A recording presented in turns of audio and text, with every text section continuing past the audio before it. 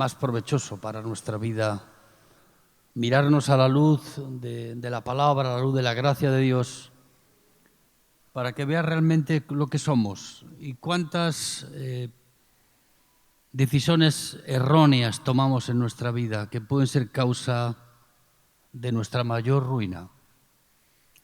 Pero Dios quiere librarnos de eso y que pongamos nuestra vida delante de Dios para tomar las decisiones oportunas en nuestra vida, hacer aquello que agrada a Dios y no cavar nuestra propia tumba. Vamos a abrir la Biblia en el Salmo capítulo 81. Cantad con gozo a Dios, fortaleza nuestra. Al Dios de Jacob, aclamad con júbilo. Entonad canción y tañed el pandero, el arpa deliciosa y el salterio. Tocad la trompeta en la nueva luna, en el día señalado, en el día de nuestra fiesta solemne, porque estatuto es de Israel, ordenanza del Dios de Jacob. Lo constituyó como testimonio en José, cuando salió por la tierra de Egipto. Oí lenguaje que no entendía. Aparté su hombro de debajo de la carga. Está hablando Dios a Israel. Sus manos fueron descargadas de los cestos. En la calamidad clamaste y yo te libré. Te respondí en lo secreto del trueno. Te probé junto a las aguas de Meriba. Oye, pueblo mío, y te amonestaré. Israel, si me oyeres, no habrá en ti Dios ajeno, ni te inclinarás a Dios extraño. Yo soy Jehová tu Dios, que te hice subir de la tierra de Egipto. Abre tu boca y yo la llenaré. Que el Señor bendiga su palabra. Amén. Estas son las palabras que el salmista, supongo que fue David, le recuerda al pueblo de Dios, al pueblo de Israel, que había convertido las fiestas solemnes de adoración y aclamación a Dios en unas fiestas sin el entusiasmo, sin el gozo del Espíritu Santo en sus vidas. Y las habían vuelto unas fiestas que habían dejado muy lejos las hazañas con las cuales Dios había rescatado a Israel de la servidumbre de Egipto. Esa es una actitud muy común en los seres humanos. Cuando hemos salido de un proceso muy largo en nuestra vida, de esclavitud en nuestra vida, sea del pecado, sea de la droga, o sea de cualquier otro nivel de esclavitud en nuestra vida, tenemos la memoria muy fresca al inicio de aquello que nos pasó, pero con el tiempo nos vamos olvidando rápidamente. Y aquí el pueblo de Dios recibe esta exhortación, primero del salmista, hablándoles personalmente a las vidas de aquellas personas. Le dice, yo quité el cesto de vuestras espaldas, el cesto que cargaban para transportar los ladrillos y el barro que utilizaban para hacer los ladrillos que durante 400 años hicieron bajo la servidumbre de Faraón en Egipto. Dios hizo muchas maravillas, muchas señales en las vidas de estas personas. Pero ellos con el paso del tiempo cambiaron el entusiasmo de adorar a Dios, de servir a Dios, para ir en pos de sus propios caminos, para ir en pos de aquellos dioses a los cuales Dios les quería librar de la esclavitud de Egipto para que no los sirvieran más. El llamado de Dios en nuestra vida va en esa dirección también. Dios quiere librarte de los dioses a los que tú servías. Esos dioses tienen diferente rostro, tienen diferentes peticiones a nuestra vida y nos esclavizan de una manera diferente. El peor Dios que hay no es el dinero, aunque el dinero produce gran problema en las vidas de las personas. El peor Dios que tenemos en nuestra vida es ese diosecillo que vive dentro de nosotros. Ese Dios al que tú le rindes culto cada día. Es ese Dios que te hace mirarte solo a ti mismo y concentra todos los esfuerzos de tu vida en ti mismo. Tus fuerzas son para servir a ese Dios que vive dentro de ti. Ese es el peor Dios de desarraigar de nuestra vida. No es un Dios que le servimos con servidumbre, es un Dios que nos esclaviza y que nos domina en nuestra vida para hacer aquello que nuestro ego quiere, que nuestra conducta determina y que nuestra vida le place hacer. El ego y el egoísmo van juntos de la mano. Quieren lo mismo de nosotros, tu ruina y la mía. Hay muchas personas que ponen todas sus expectativas en sí mismos. Gran error, querido amigo. Si haces eso, la ruina vendrá pronto. Tú y yo somos los causantes de nuestro propio pecado. Tú y yo somos los causantes de nuestra propia ruina. No es que otros han venido a arruinarnos la vida, es que a ese Dios al que sirves, a ese Dios al que honras, a ese Dios al que sigues ciegamente en tu vida, es el Dios que te ha traído aquí a este lugar. Y el propósito de Dios en nuestras vidas es que Dios pueda romper ese yugo de esclavitud en nuestra vida para que no adoremos a esos dioses, sino que lo adoremos a Él. Él es el único Dios verdadero. Él es el único Dios que puede proporcionarte bienestar, libertad en tu vida. Es el único Dios que te despoja de ti mismo, te manda a la cruz a morir con Él y te da la vida nueva, que es la vida de su resurrección en nosotros, que es la vida que la Biblia habla que es la vida nueva. ¿Qué es la vida nueva? Es la vida que Dios nos da cuando lleva a morir a este pecador a esa cruz. Ahora, este pecador tiene múltiples expresiones, tiene rostros diferentes. Tú cuando miras a las personas puedes ver el rostro que tienen. Ahora, tú puedes ver la conducta y la actitud de su corazón, el egoísmo en el que concentran sus vidas. Todo gravita hacia sí mismo. Son como un lavarropas automático, solo dan vueltas a sí mismo. Su vida está concentrada en ellos. Ahí comienza el gran problema en nuestra vida. El peor castigo que Dios puede darnos no es que Él desate su ira sobre nosotros. El peor castigo que Dios puede darte a ti es dejar tu vida en tus manos. Ese es el peor castigo que Dios puede poner sobre nuestra vida. Y aquí, en este salmo, el salmista le advierte al pueblo de Dios que las expectativas de nuestra vida no deben de estar puestas en nosotros, en lo que tú puedes hacer. Yo soy consciente de lo que yo puedo hacer. Yo soy consciente de que mi pecado llevó a Jesús a la cruz. Yo soy consciente que mi incredulidad llevó al Señor a enviar mensajeros para predicarme el Evangelio. Soy consciente de que mi propia ruina la he construido yo con mis propios medios. Yo soy el mejor arquitecto de mi propia caída. Sé mejor que nadie dónde poner los ladrillos para construir mi propia ruina. Y esto es lo que el salmista advertía al pueblo de Dios. Y es lo que yo quiero advertirte a ti en esta mañana. El peor castigo no es ese castigo que es ir con la Biblia detrás de las personas. Conviértete, conviértete, que te vas a ir al infierno. No, el infierno ya lo vas a tener en tu vida si tú no dejas al Señor que sea el Señor de tu vida. Amén, hermanos. Si no es el Señor de tu vida y hay otros dioses que ocupan ese lugar, te llevarán a la peor ruina de tu vida. Porque esos dioses solo quieren una cosa de ti: esclavizarte. Que le rindas culto y adoración, que gastes tu vida para honrarlos a ellos, que tu expresión, cualquier expresión de tu vida personal esté concentrada en eso y apartar tu mirada del único Dios verdadero. Nosotros olvidamos fácilmente de dónde Dios nos sacó. Yo no quiero recordarte de dónde me sacó Dios a mí, del lugar más sucio y lúgubre que tú puedas imaginar, del lugar más no objeto, más sucio, que era la propia hediondez de mis pecados, de mis conductas, de mi actitud. Lo preocupante en nuestra vida no es lo que tú haces, sino lo que tú eres.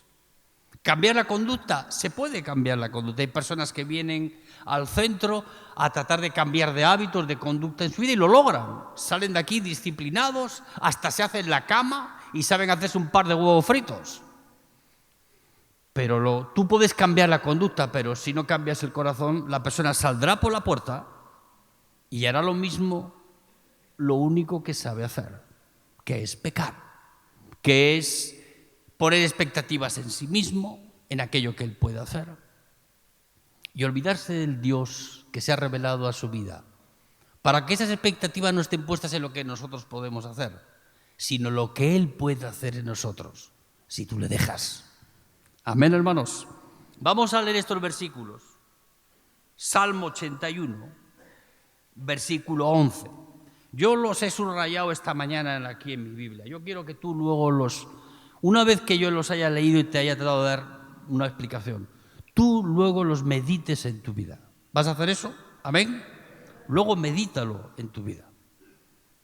Dice, pero mi pueblo no oyó mi voz. Aquí ya empieza el Señor a mostrar cuál es la conducta que trae la ruina en nuestra vida y conduce nuestra vida al peor castigo en nuestra vida. El peor castigo no es la ira de Dios. Yo estaba leyendo esta mañana Hebreos, digo, horrenda cosa es caer en manos del Dios vivo. Digo, ¿habrá alguna cosa peor? Sí, sí hay una cosa peor. Esta es peor. Esta que yo te voy a hablar aquí en esta mañana.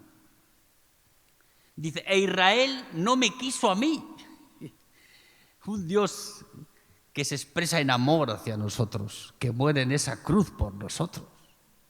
Un Dios que nos ama.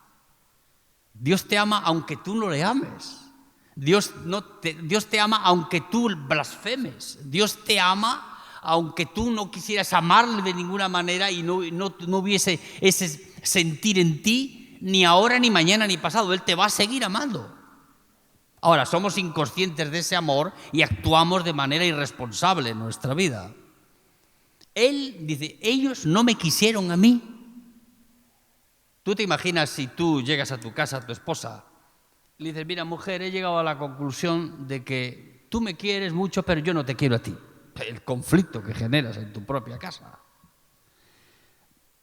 Los seres humanos no aceptamos que aquellos que decimos que amamos luego le digas que no le amas. Eso es síntoma solo de una cosa, de nuestro egoísmo y de nuestra necedad. El amor que Dios pone en nosotros no es un amor de quita y pon. Hoy te amo, mañana no.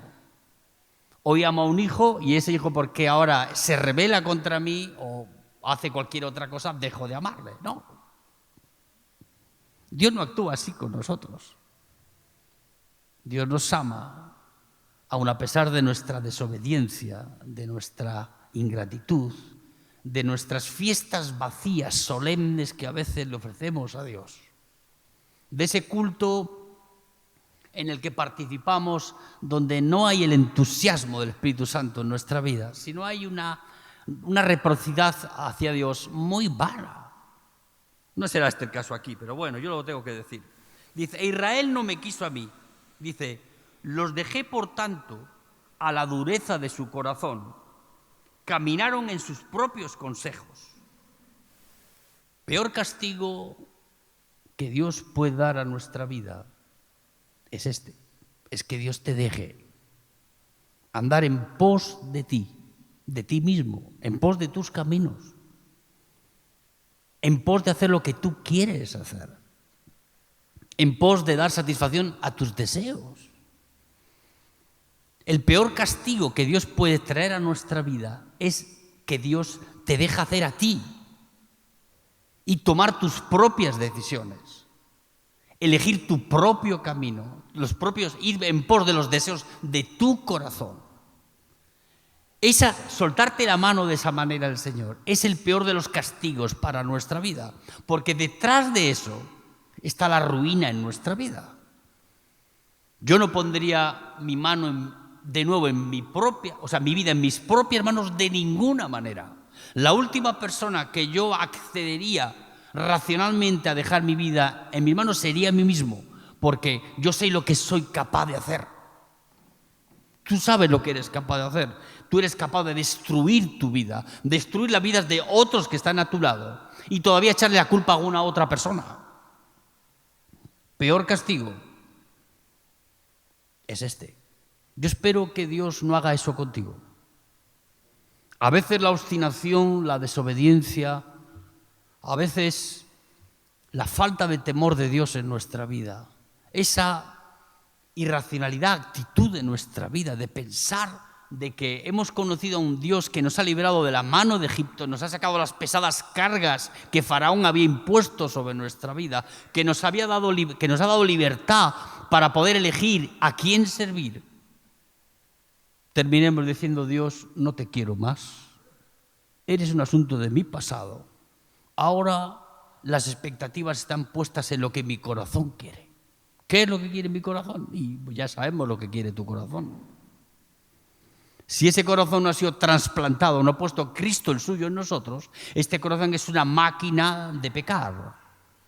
Es una máquina de querer lo que es ajeno a nuestra vida, de codiciar el dinero, la mujer. ¿Quieres que siga? Lo que se nos ocurra que no es tuyo. No solamente es codicia, sino que es insaciable. Solo quiere satisfacerse a sí mismo, solo quiere llenar de aplausos y admiración nuestra propia vida, aunque con eso tengamos que subyugar a otros. Hay tanto que este corazón ha manifestado en nuestra vida, que solamente pensar que vuelva a tener el control de nuestra vida es el gran error de nuestra vida. El Señor se pensó, dijo: los dejaré, que andan en pos de sus corazones. Vamos a leerlo de nuevo, para no yo equivocarme. E Israel no me quiso a mí, los dejé por tanto a la dureza de su corazón. Tú sabes lo que significa eso. Es el comienzo, son los cimientos de tu caída. Pones cimientos para caer. Si Dios te deja a la dureza de tu corazón y te olvidas de Dios, y te olvidas de dónde Dios te ha sacado, y te olvidas del amor de Dios que te ha perdonado tus pecados, y construyes una vida de espaldas a Dios, yendo en pos de tus deseos, de tu corazón, estás cavando tu tumba. La tumba no que te va a llevar al cementerio, sino la tumba que va a destruir tu propia vida. Dice: los dejé por tanto a la dureza de su corazón, caminaron en sus propios consejos. Ahí está otro gran mal de nuestra vida. Cuando tú vas a darle algún consejo a alguna persona, no porque él te lo pide, sino porque Dios te envía a decírselo. Decirle: estás equivocándote, querido. Esa no es la voluntad de Dios. Estás poniendo no a Dios primero en tu vida, sino las circunstancias que te hacen feliz primero en tu vida. Estás poniendo las cosas que son inalcanzables para ti primero que Dios en tu vida. ¿Por qué querrás codiciar y alcanzar cosas que solo van a tener tu propia ruina? A veces somos así. Si Dios permite eso en nuestra vida, estamos en el horno. Menos mal que Dios, a pesar de que tenemos libre albedrío, Él está por encima de nuestro libre albedrío e interviene en nuestra vida. ¿Para qué? Para no dejarnos hacer aquello que queremos. Tenemos un Dios que hace eso. Yo no lo puedo hacer ni con mis hijos, ni contigo, ni con nadie. Pero Dios sí lo puede hacer en tu vida y en la mía. Si Él ve el peligro de que tú quieras ir en pos de ti. Tu vida es lo único que te interesa. Tu propia realidad, tus propios deseos. Hay veces que llenamos nuestro corazoncito de deseos que son inalcanzables para nuestra vida. No porque sean una utopía y tú no lo puedes hacer. Es porque detrás del logro de esas cosas que tú buscas no hay nada bueno para nuestra vida. Amén, hermanos. Si tú te das cuenta esta mañana de eso, ya habremos puesto dirección correcta en nuestra vida. Vamos a terminar leyendo. Dice, versículo 13 en adelante. Oh, si me hubiera oído mi pueblo, si en mis caminos hubiera andado Israel, en un momento habría yo derribado a sus enemigos. Tú fíjate las promesas que Dios da a Dios a los que le libra, primero ¿de qué? De andar en pos de sí mismos. Y de poner a Dios primero en sus vidas, de escuchar la voz de Dios, de ser sabios con la oreja. para ser sabios con el corazón. Primero hay que oír la voz de Dios para que luego la palabra penetre en nuestro corazón y nos haga sabios allí donde somos más necios. No somos necios aquí, somos necios aquí, en el corazón. Porque ¿qué dice la palabra de Dios? Que el corazón es más engañoso y perverso que todas las cosas. El gran problema está aquí dentro, no aquí. Aquí también puede haber problema, pero cuando hay problema aquí, hay problema aquí. Dice, en un momento habría yo derribado a sus enemigos y vuelto mi mano contra sus adversarios. Fíjate, que hay personas que se pasan la vida peleando con enemigos imaginarios. Dios pelea nuestras batallas y Él nos da la victoria sobre nuestros enemigos. No hace falta que tú te pongas en el frente de batalla. Cuando tú no eres necio, sino sabio en cuanto a la voluntad de Dios para tu vida, Dios se pone de tu lado. Cuando tú no pones tus deseos primero que la voluntad de Dios en tu vida, Dios se pone de tu lado. En un momento habría yo derribado a sus enemigos y vuelto mi mano contra sus adversarios. Los que aborrecen a Jehová se le habrían sometido y el tiempo de ellos sería para siempre. Qué hermosas promesas nos da el Señor esta mañana para nuestra vida, cuando los enemigos a los que nos tenemos que enfrentar, cuando nos ponemos al lado del Señor en nuestra vida, cuando le ponemos a Él primero en verdad en nuestra vida, cuando predicas lo que vives, cuando dices, el Señor es el Señor de mi vida. Entonces no sabemos el universo de gracia que Dios deja en nuestra vida, nos permite apropiarnos de ello en nuestra vida. Termino dándote una otra promesa más. Dice, le sustentará Dios con lo mejor del trigo y con la miel de la peña los saciará. ¿Tú crees que Dios puede perseguir al que va en pos de sí mismo? Decimos, bueno, yo tengo libre albedrío, Juancho, yo puedo hacer lo que me da la gana. Sí, hasta cierto punto puedes hacer lo que tú quieras. Ahora, si Dios quiere que tú vuelvas a Él, no hay fuerza en el universo capaz de frenar ese impulso de Dios. No hay fuerza en la naturaleza, no hay decisión que tú puedas tomar, por muy firme y constante que sea en tu vida, por muchos argumentos que tú tengas. Si Dios quiere cambiar eso, Él lo va a hacer. Él lo ha hecho muchas veces. Él lo hizo en la vida de Jonás. ¿Te acuerdas de Jonás? Le llaman el evangelio de la segunda oportunidad. Jonás era un profeta de Israel. Él vivía en el norte de Israel y un día Dios le llamó y le dijo, ve a Nínive a predicar a los asirios.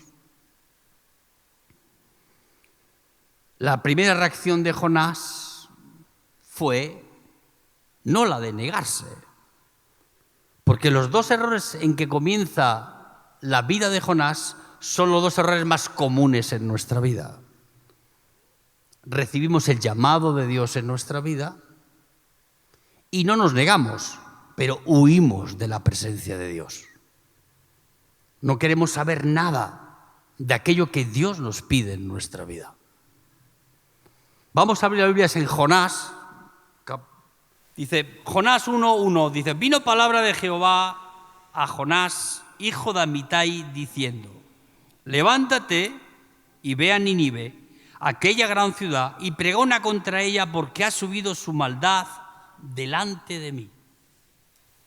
Muchas veces el llamado de Dios en nuestra vida no tiene cabida en nuestra vida personal, porque nosotros tenemos nuestras propias apreciaciones y argumentos a la hora de obedecer aquello que Dios nos pide. Cuando el llamado de Dios no coincide con aquello que nosotros queremos, el llamado de Dios pasa a una segunda lugar y lo que queda es aquello que nosotros queremos hacer. Y aquí vemos a Jonás. Jonás era un profeta, Dios ya lo había utilizado otras veces, lo había llamado para predicar. Siempre lo llamó para predicar dentro de Israel. Esta vez era la primera vez y la única vez que Dios llamó a un profeta para predicar fuera de Israel fue a Asiria. Asiria era un territorio que estaba al norte de Israel, que estaba gobernado por un rey cruel, violento, ambicioso de dinero, ambicioso de expropiar tierra que no era suya. El pueblo asirio era un pueblo cruel. No sabes tú bien la crueldad de los asirios, cómo ellos tenían una reputación violenta, nefasta, de tal manera que causaban temor y causaban realmente un desconsuelo en las vidas de los pueblos que estaban alrededor de Asiria. Y aquí vemos a Jonás que recibe un llamado que no quería: ir a predicar a los ninivitas. Nínive era la capital de Asiria. Él ya sabía qué clase de pueblo era el que iba a encontrar allí. Un pueblo cruel, ambicioso de dinero, ambicioso de territorios, de hacer guerra, matar a sus enemigos, violar a las mujeres. Los soldados asirios, una de las cosas que tengo en la mente grabada era una foto de una antigua enciclopedia que yo tenía en 6º grado o 5º grado, que se veía al pueblo asirio, a los soldados asirios, como en sus batallas había una foto de un soldado asirio poniéndole el pie en el cuello a alguien que habían tomado de rehén, y cómo le apretaba el cuello y ponía una cara de placer. Esa es la idea que yo tengo en mi cabeza. Ahora, Jonás sabía de estas cosas y pensó, bueno, si voy ahí conociendo a Dios, que es bueno y misericordioso, voy a predicar la palabra, se van a convertir y Dios los va a salvar. Jonás tenía razones para no ir al llamado de Dios. Tenía argumentos. Pero él no entendía que Dios quiere salvar y Dios quiere librar a las personas del yugo de esclavitud en el que están sus vidas. Dios no es un Dios de territorio acotado. ¿Tú crees que Dios solo está aquí en la iglesia? No, Dios está en todos los lugares. Dios quiere salvar a los de la Villa 31, por muy narcotraficantes que sean, por muchos prostíbulos y violaciones de todo tipo que se hagan allí. Dios quiere salvar a esas personas. Dios no tiene territorio solo aquí, en la iglesia. Porque es muy fácil venir y profetizar aquí. Ahora, hay que ir y profetizar para que se salven aquellos con los cuales Dios está enemistado, enojado por siempre. Dice la palabra de Dios que Dios está enojado todos los días contra el impío, todos los días. Y Jonás decía, yo conociendo a este Dios al que sirvo, voy a ir allí, voy a predicar, se van a convertir. Yo no quiero eso, quiero la justicia de Dios sobre esas vidas. Quiero que la ira de Dios caiga sobre ellos y los aplaste como una cucaracha. Pero a veces desconocemos a este Dios que ama a este pecador, a este bandido. Yo no era mejor que el asirio ese. Yo merecía la muerte, porque la paga del pecado es la muerte, amigo. Tú no tienes merecimiento ninguno por estar en la iglesia para librarte del castigo que Dios tiene contra aquellos que pecan. Castigo sigue vigente en nuestra vida. El Evangelio no es un indulto que Dios te da por venir a la iglesia. El Evangelio es otra cosa. Alguien tuvo que pagar por tus culpas, por tus pecados. Y ese fue Jesús en esa cruz. Dios le mandó, Jonás tomó la decisión unilateral, es decir, no consultó a Dios, agarró y dijo, no, yo ahí no voy, porque voy a ir, se van a convertir. Agarró, tomó un barco, se fue a la ciudad de Jope, que es a orillas del mar Mediterráneo, y tomó un barco para Tarsis. Tarsis, una ciudad que está en las costas españolas, no sé qué ciudad es exactamente, 800 kilómetros, y se montó en el barco.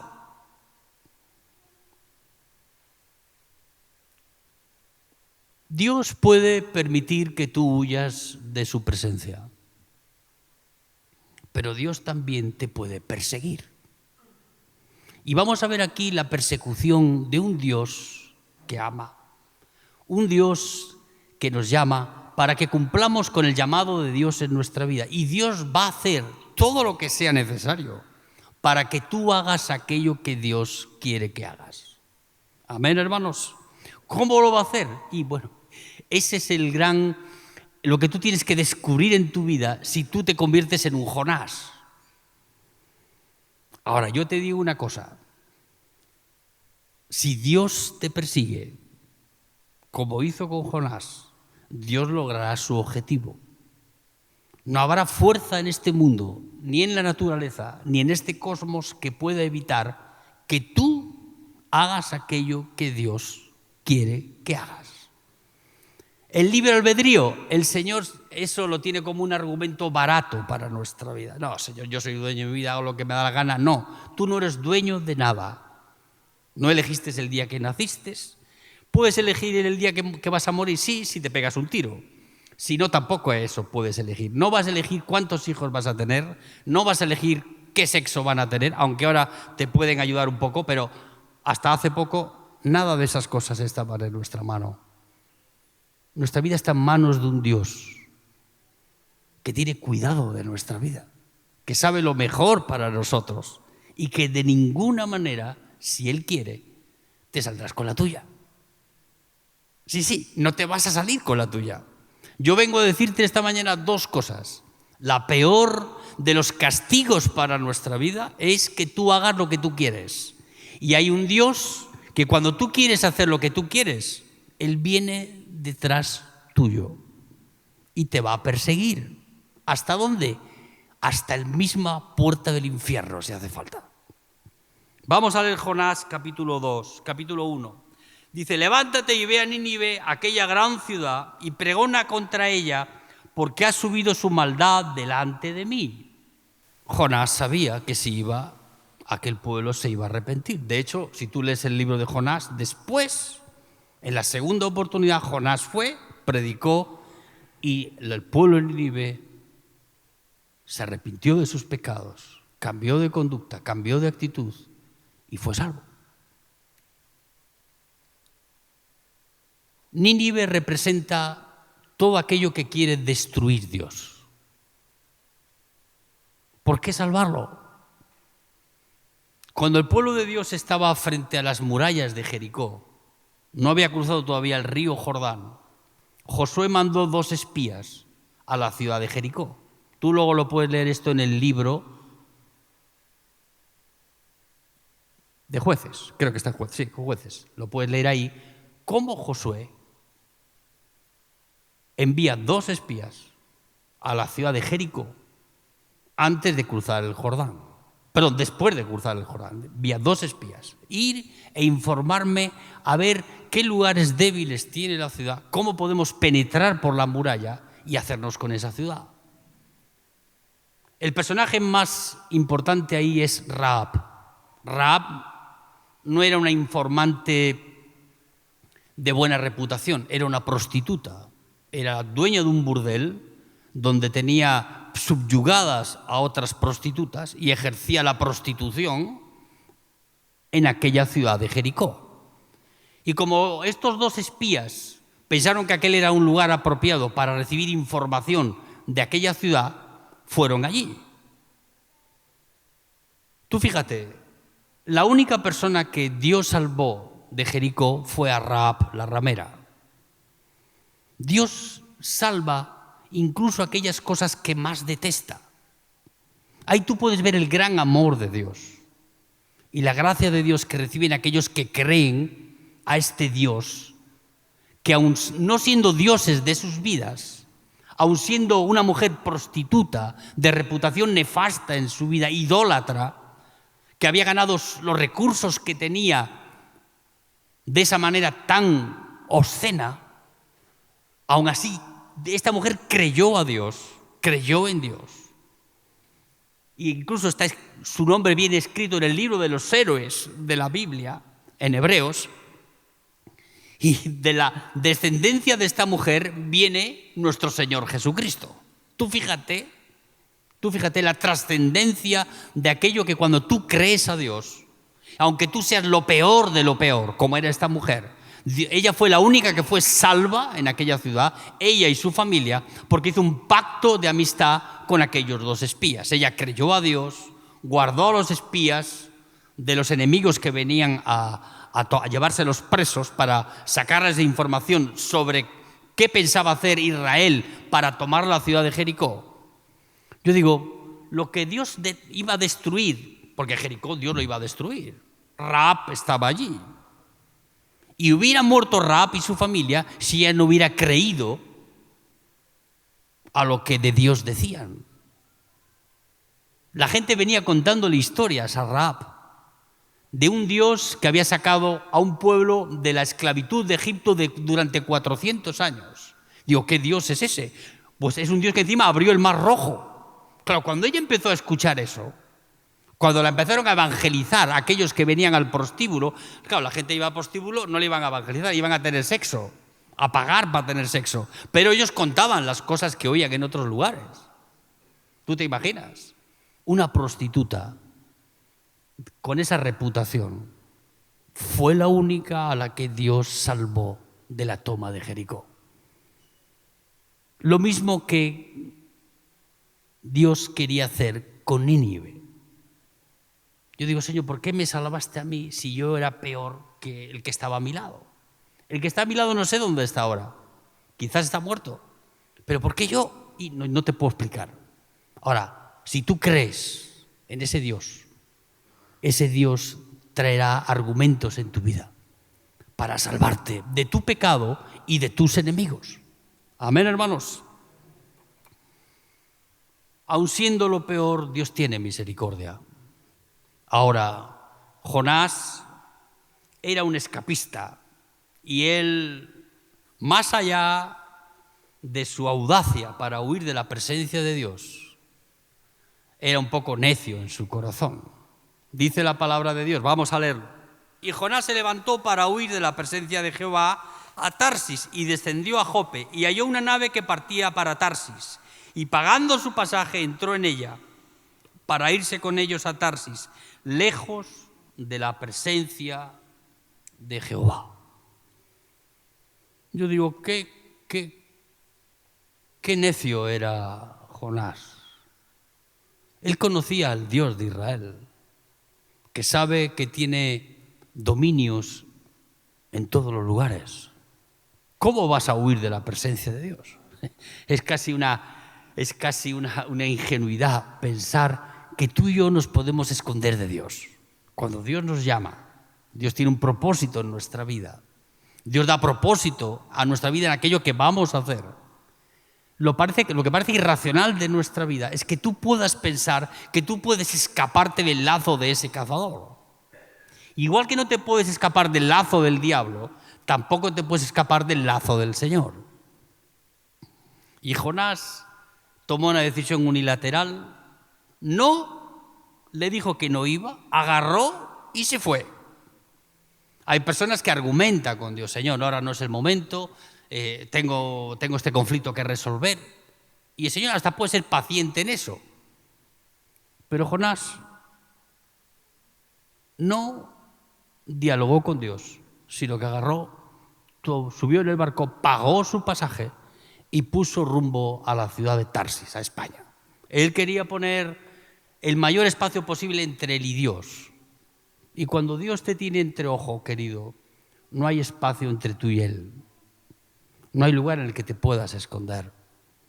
Porque el gran amor de este Dios es un amor que vence cualquier lugar donde te quieras esconder. En cualquier circunstancia en tu vida que quieras esconderte. Es un Dios que te buscará. Y te buscará de tal manera, porque lo que persigue Él es que tú no vayas en pos de ti mismo, sino que tú vayas en pos de aquel Dios que te ama. Amén, hermanos. Él va detrás de Jonás. Jonás se montó en el barco y dijo, bueno, ya he hecho la mía, me voy de remar, me voy de la iglesia, ahora pongo rumbo las Islas Maldivas, por decir algo, no sé ni dónde están, creo que están en el Índico, pongo hacia mi futuro, venga. ¿Tú crees que Dios, si tiene interés en tu vida, no te va a perseguir? Yo te quiero decir que muchos se van a llevar una sorpresa en sus vidas cuando Dios les llama y ellos piensan que pueden huir de la presencia de Dios. Eso pensaba Jonás. Lo que no sabía era que Dios no estaba de acuerdo. Entonces, ¿Dios qué hace? Dios mueve las fuerzas que están a su alcance para provocar un cisma en la vida de Jonás, un conflicto tan serio, y ponerlo a Jonás en el dique seco para trabajar en su vida. Primero, levanta una tempestad de tal magnitud que los propios marineros que estaban en el barco se asustan de tal manera al ver la magnitud de la tempestad que están enfrentando. No solamente Dios tiene poder sobre la naturaleza, tiene poder incluso para que en un momento oportuno Él mande a un pez, abra la boca y engulla a Jonás. No solamente tiene poder para levantar una tempestad, para mandar a un pez a que engulla a Jonás, sino que tiene el poder para hacer crecer una planta que dé sombra a la vida de Jonás y hacer crecer al día siguiente una oruga para que se coma la planta, la marchite y se muera. Cuando Dios manifiesta su interés en hacer aquello que quiere, no hay fuerza en el universo que pueda resistirse. El mar obedeció, el pez lo obedeció, la planta lo obedeció, la oruga lo obedeció. El único que no lo obedeció fue el creyente, Jonás. Eso es lo que suele pasar en nuestra vida. Dios hace mover todas las cosas para que todos lo obedezcan y los únicos que no lo obedecemos, ¿sabes quiénes somos? Nosotros. Pero Dios no desiste de nuestra vida y Él sigue trabajando nuestra vida. ¿Para qué? Para lograr aquello que Él quiere. Uno dice, Juancho, yo tengo libre albedrío. ¿Quién me va a decir a mí que haga yo esto, haga lo otro? Nadie hay en este mundo. Digo, no hables tan alto, no desafíes al Dios de los escuadrones vivientes. No seas como Goliat, que salía todas las mañanas a desafiar al pueblo de Dios. A ver, ¿quién hay aquí que puede venir a pelear conmigo? Digo, tan grande era de altura como la necedad que tenía. No sabía que estaba enfrentándose no a un niño de 14 años, con una espada que era más grande que él, sino al Dios Todopoderoso. No sabemos a veces las fuerzas que va a mover Dios para hacerte desistir que sigas en pos de ti y vayas en pos de Él. Seguimos leyendo.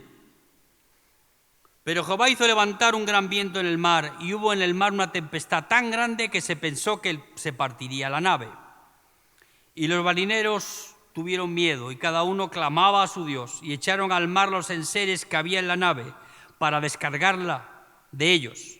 Pero Jonás se había echado a dormir.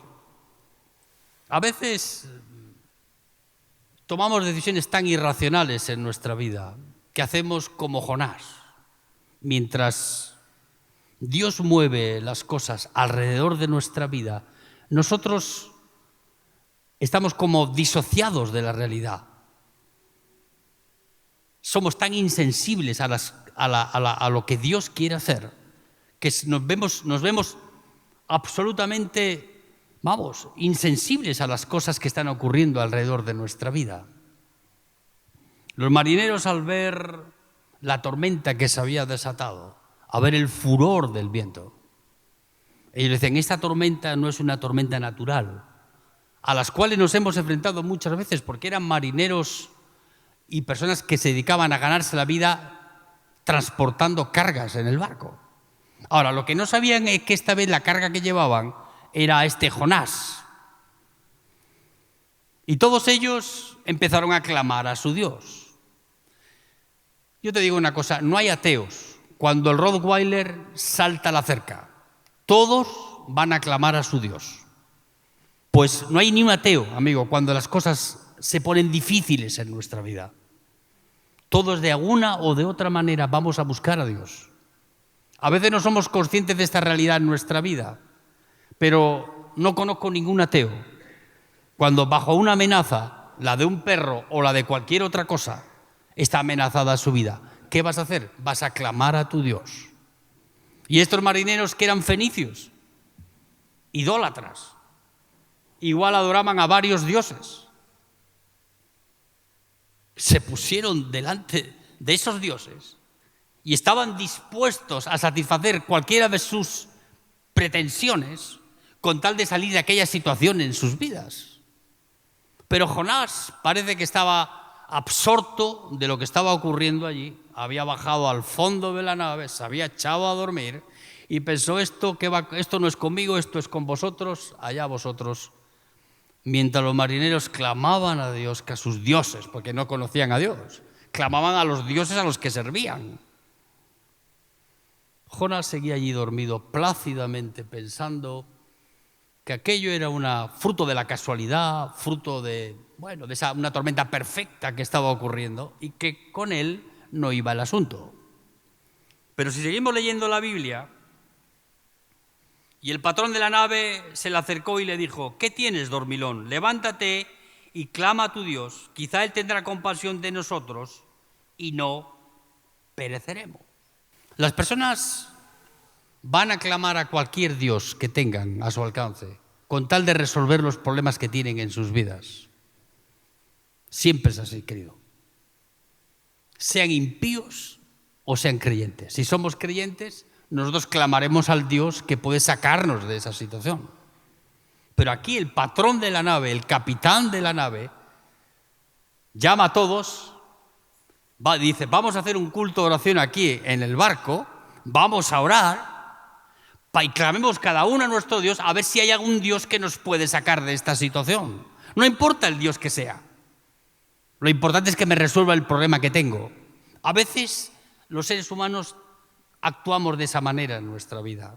Tenemos un problema, si conocemos a Dios, buscamos la presencia de Dios, buscamos la dirección de Dios en nuestra vida para que el Señor nos saque de ahí. Ahora, cuando eres un impío, te da igual el Dios que lo haga, pero que lo haga, que me saque de esta situación. Parece que Jonás, aunque conocía al Dios poderoso, él tenía otras necesidades que cubrir en su vida. Yo no puedo entender cómo en medio de esa tempestad gigantesca que había, tormenta perfecta, no sé si habéis visto esa película del año 90 y pico creo que es, una tormenta inimaginable, donde un grupo de pescadores, creo que en Alaska o por ahí, se ven envueltos en una situación al límite de sus fuerzas. Aquí los marineros estaban al límite de sus fuerzas. ¿Tú crees que alguno de estos marineros iba a tirar por la borda la carga que traían en el barco? Esa carga era el sostén por el cual iban a cobrar recursos para poder subsistir. Nadie hace eso si a lo que se enfrenta es una situación límite. Dios no quiere que tú tires por la borda nada en tu vida, hagas votos. Digas, Señor, sácame de esta situación y te voy a servir. No, Dios no quiere que hagas eso. No hay que pagar peaje para servir al Señor. Dios estaba buscando algo de Jonás que Jonás no le quería dar. Dios estaba buscando algo en esos marineros que los marineros querían comprarlo diciendo, bueno, echamos la carga de aquí a ver si nos libramos de esta tormenta. No había manera de librarse de ella. No hay que pagar peaje para servir al Señor. Hay que obedecer a lo que Él nos pide. Esa es la forma de no enojarse con nosotros. Tú sabes que Dios se enoja, pone cara larga a veces. Vamos a seguir leyendo. Y dijeron cada uno a su compañero, venid y echemos suertes para que sepamos por causa de quién nos ha venido este mal. Y echaron suertes y la suerte cayó ¿sobre quién? Pero no leen la Biblia ustedes. ¿Con quién? Con Jonás. Dios tiene poder con el mar, levanta tempestades, Dios hace que lo trague un pez después, Dios hace crecer una planta, Dios marchita la planta y Dios hasta interviene en el azar. Tú te imaginas a Jonás allí, cuando estaban los marineros y el capitán echando suertes. Y yo me imagino la angustia de él, de saber que aquello que estaba ocurriendo era por su decisión tomada. Y lo que él estaba esperando es que el azar se equivocara y apuntara hacia otro. Pero Dios tiene control hasta de esas cosas, queridos hermanos. Amén. Hasta del azar. No el azar en sí mismo como un juego, sino del azar para que el azar por sí mismo, aun en ese destino que no desconocemos. Tú juegas a la ruleta rusa, tiras la bolita, no sabes si va a salir blanco o negro. Dios ya sabe lo que va a salir. Negro o blanco. Y Dios sabía que todas las flechas iban a apuntar hacia un sitio. ¿Hacia quién? Hacia Jonás. Y él, claro, ¿te imaginas? La tormenta, el pez, y ahora encima echan suertes y tocan sobre mí. Ahí ya Jonás comprendió de que algo más estaba ocurriendo alrededor de su vida, que no era el azar, que no era el destino caprichoso, que no era la configuración de satélites en el cielo, ¿no? Porque a veces decimos, no, está Saturno allá para acá y yo tengo que hacer esto. Esos son barbaridades que la gente dice. Yo no sé cómo se puede creer en eso, pero la gente cree en eso. En vez de creer a Dios, creen a las cosas que en el cielo hay. ¿Qué necedad es tan grande la humana? Amén, hermanos, qué necedad tan grande. Miramos el horóscopo en vez de buscar la dirección de Dios para nuestra vida, en vez de ver que las circunstancias que operan hoy alrededor de nosotros tienen un propósito, un fin, que es llevarte a ti y a mí al lugar donde Dios nos llamó. Porque ese era el propósito que Dios tenía con Jonás. Llevarle ¿a dónde? Al inicio del origen de su conflicto. ¿Cuál era? El llamado de Dios en su vida. Vamos a terminar aquí leyendo. Entonces echaron suertes, claro, obviamente no había otro candidato más que Jonás. Y Jonás le apuntó el dedo a Dios. Entonces Jonás se humilló. Y se humilla y él reconoce su pecado. Él reconoce también que es merecedor del castigo por su pecado. Y le dice a los marineros, echarme en el mar, tirarme en el mar, sin salvavidas, tirarme en el mar y veréis cómo el mar se aquieta. Cuando tenemos conciencia de pecado en nuestra vida y sabemos que hemos hecho lo malo, que estamos huyendo de Dios, de la voluntad de Dios en nuestra vida, y Dios descubre, y tú descubres tu pecado, la actitud normal es la de querer pagar tus culpas. Y Jonás quería pagar sus culpas. Por eso les dijo, echadme en el mar y el mar se aquietará y salvaréis vuestras vidas y la nave. Lo que no sabía Jonás es que este es un Dios misericordioso, que ama y que da garantías al que se arrepiente de sus pecados. Amén, hermanos. De que no busca y no se goza en que el pecador sea justiciado, sino que el pecador arrepentido reciba la salvación. Eso no lo conocía Jonás, porque esa fue la razón por la que no fue a Nínive. ¿Tú crees que hay más gozo en el cielo cuando Dios ajusticia a 10 pecadores o cuando alguno de ellos se arrepiente y busca la gracia de Dios? Tú dime, ¿cuándo hay más gozo en el cielo? ¿Tú crees que Dios se goza viéndote condenar a ti? Algunos pueden pensarlo. Dios no se goza en que tú te pierdas. Dios se goza en que tú te salves. Porque hay más gozo en el cielo cuando un pecador se arrepiente que cuando 100 justos alcanzan la salvación. Hay más gozo en el cielo. Y Dios es un Dios que perdona y quiere llevarnos a nuestras vidas a que no vayamos en pos de nosotros, sino que vayamos en pos de Él en nuestra vida. Tiradme en el agua y el mar se acatará. Los marineros, dice la palabra de Dios, no lo voy a leer, pues ya se me acabó el tiempo. Dicen, no, nosotros no queremos tirarte en el agua. Se esforzaron por remar más, sí, por remar más, porque veían que la costa estaba cerca e intentaron llegar por sus fuerzas con el barco a la costa para poder salvar la vida de Jonás. Porque ellos sabían que echar a Jonás en el mar era condenarlo a la muerte.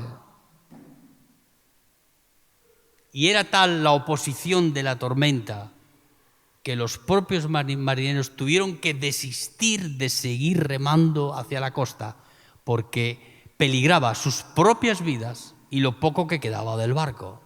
Entonces se pusieron delante de Dios y dijeron: Señor, mira, perdónanos por lo que vamos a hacer, porque vamos a tirar a este hombre en medio del mar y sabemos que tú eres un Dios justo. Ellos tenían temor de Dios. Tú fíjate el milagro que hizo Dios en la vida de estos hombres idólatras, que tenían 4 o 5 dioses a los que servir. Los fenicios no eran el pueblo de Dios. Era un pueblo pagano, idólatra, promiscuo, que solamente tenía ambiciones de dinero. Y Dios logró cambiar la actitud de los corazones de estos marineros, que se pusieron delante de Dios, con temor de Dios, dijeron: Señor, vamos a tener que tirar a este hombre en medio del mar y tu justicia nos va a alcanzar. Por favor, perdónanos por lo que vamos a hacer. Ahora, Dios no detuvo ni la mano de los marineros. No porque Dios quería castigar a Jonás, Dios quería salvar a Jonás. Lo tiró al mar. ¿Qué hubiera ocurrido? En una circunstancia normal te tiran en medio del océano Atlántico. Vamos a suponer, estás en las Islas Malvinas y un barco te lleva entre el continente y las islas y te tiran allá sin salvavidas, claro, y en medio de una tormenta. ¿Qué puede ocurrir? ¿Cuánto vas a durar? 2 minutos. Con el agua fría como está, durarán menos. Dios permitió que echaran a Jonás en el mar. No porque Dios es un Dios que castiga, sino porque Dios tenía preparado un pez para tomar a Jonás, para librarlo de que se ahogara y así salvar su vida. Dios en nuestra vida solo hace una cosa: salvarnos de nosotros mismos. Salvarte de ti y de esa idea recurrente que tenemos en nuestra vida, de querer ser nosotros el centro de nuestra vida. Esa es la peor idea que tú puedes tener, que yo puedo tener. Tú no eres el centro de nada. Dios es el centro de nuestra vida, como el sol es el centro de este planeta. Si no hubiese sol, durábamos 3 días o 4. Dicen los científicos que empezaría a marchitarse la naturaleza, a perder la clorofila, las plantas, a dejar de las lluvias producirse de forma natural y entraría en un caos fatídico este planeta, y en pocos meses no quedaría nada, ni tú ni yo. Pero Dios es un Dios que salva a las personas. Vino a salvarte a ti. ¿De qué? Solo de una cosa: de ti y de tus pecados. Amén, hermanos. Cierra tus ojos ahí donde estás. Y reflexiona en tu vida. Las decisiones que tomas tienen su peso, como las que no tomas también tienen su peso. Hay que tomar no decisiones para agradar a los hombres, no hacer las cosas para ver si puedo ser bendecido, no, hacer las cosas delante de Dios con honestidad en nuestra vida, porque esa es la manera en la que Dios respalda nuestra vida. Dios tenía un propósito con Jonás. Él no quiso, tuvo su segunda oportunidad. En la segunda oportunidad sí fue a Nínive, sí hizo aquello que Dios le pidió. A regañadientes todavía, le costó un poquito, pero lo hizo. Tú piensa una cosa: si tú huyes de Dios, Dios te volverá a llevar a tu llamado original, al primero que tú tuviste, como lo hizo a Jonás. ¿Para qué? Pues para hacer aquello que Dios quiere y que da propósito a tu vida y a la mía. ¿Cuál es ese propósito? Pues eso tendrás que descubrirlo tú, que eso es lo que a ti te queda como desafío en tu vida personal. Pero tú recuerda Dice, Señor, no quiero saber nada de ti, no te quiero, Señor. Y el Señor te dice, bueno, yo voy a mostrarte que yo te quiero a ti. ¿Cómo? Pues el Señor sabe cómo hacerlo. Amén, hermanos.